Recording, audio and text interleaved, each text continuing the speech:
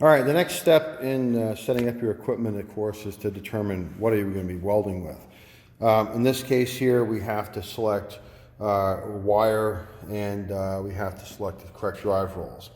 This will be a selection that you would make at the same time. Right now, I have 2 rolls of wire. They're both copper coated, so you think, oh, the MIG wire. Well, in fact, this roll is actually flux core. If I look at the tag, and this happens to be a roll of Bowler wire. I know from the code TI52TFD that this is flux core, but more importantly, I'm looking down here for this E71T1M. Okay, that's telling me that that's flux core wire and it requires a mixed gas.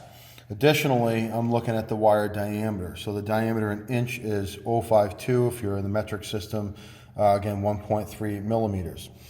Over here, I have a roll of 70S6. This has been labeled here at the school because the tags are long gone, 0.35 diameter wire. So if I'm selecting a wire, I'm also selecting a wire diameter, which means I have to select the appropriate drive rolls. For this particular setup, what we're going to do is we're going to set up for 0.52 flux core wire, but I will probably throw on a roll of 0.35 wire just to demonstrate a few aspects of drive roll tension and alignment. So we have drive rolls here. These are all Miller drive rolls, so they're pretty easy to read. The knurled rolls have a black oxide finish. It can be hard to actually discern the writing on these. But again, a quick trick is to simply take the drive roll, and then if you take a piece of soapstone, a crayon honestly will work, and you just color over this lightly with soapstone, wipe the excess off with your finger.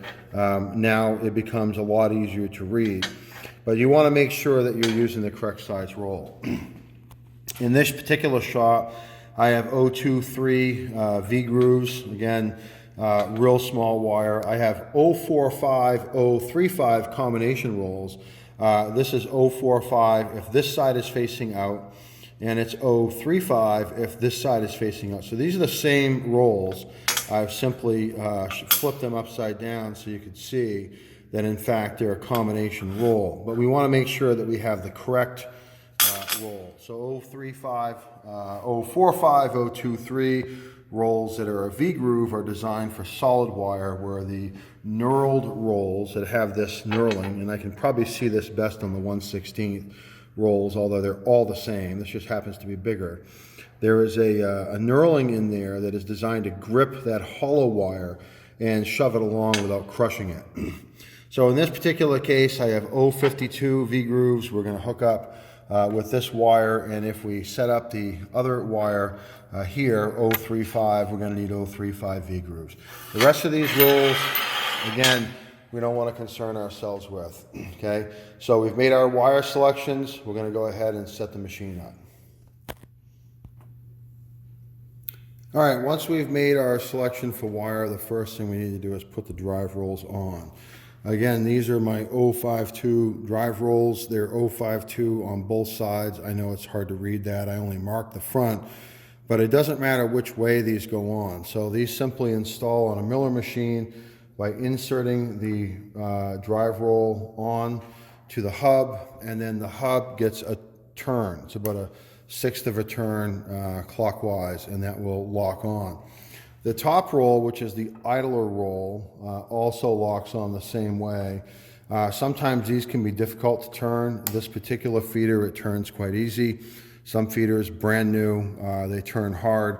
So sometimes it's an advantage to lock these down, and then that will allow you to turn this more easily because the 2 rolls are engaged with one another via the teeth in the back.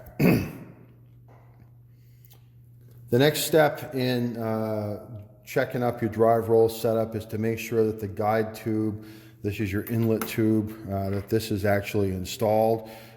This allows the wire to be fed in towards the roll. If this was not there, the wire could actually snake back and forth like this, and it could come out of alignment.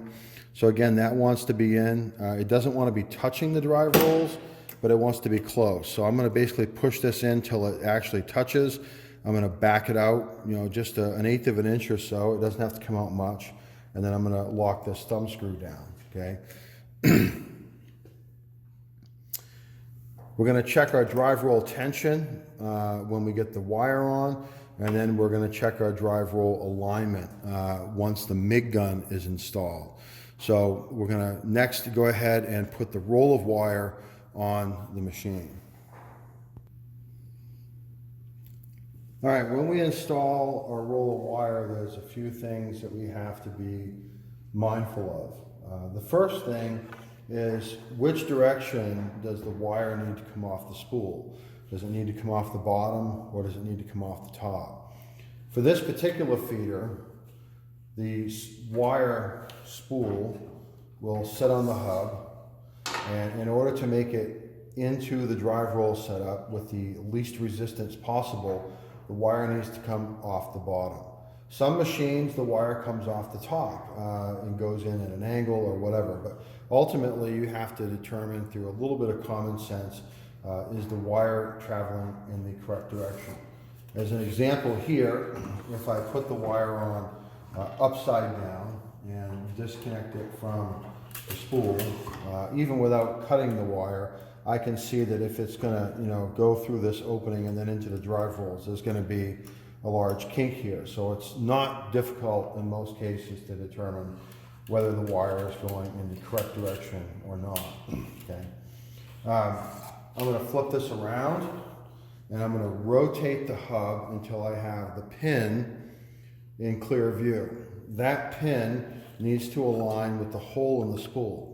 Now on a plastic spool, it's a hole, it's a clear hole. On some of the smaller diameter spools, this is a 12-inch spool, 8-inch spools, and 2-inch spools, or 4-inch spools, excuse me. Sometimes it's just a detent that's there. It's not a hole through, but ultimately that needs to go on that pin. So we're going to put it on, we're going to carefully align it, and we're going to make sure it's on the pin. The hub should rotate with the spool, right? If that is not on the pin, that means the spool can rotate a long ways without the hub turning.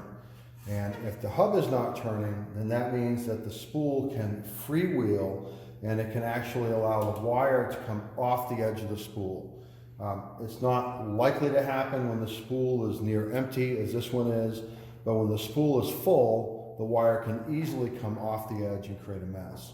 Finally, we're going to make sure that the locking ring, in this case, in some cases that is a thread that may go clockwise on, some of them go counterclockwise, some of them thread on the outside, some of them thread on the inside.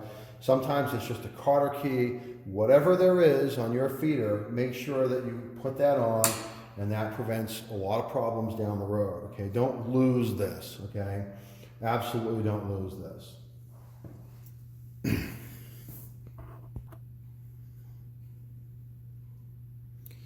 The next thing that we're going to do, folks, is we're going to actually feed the wire in by hand, and then from there we'll hook up the MIG gun. We'll go through MIG gun checkups in the next video. So I'm going to take the wire out.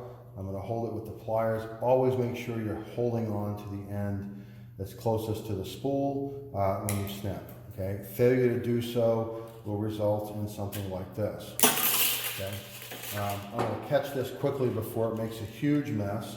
But right now the wire is off the back of the spool, and ultimately that can cause major problems.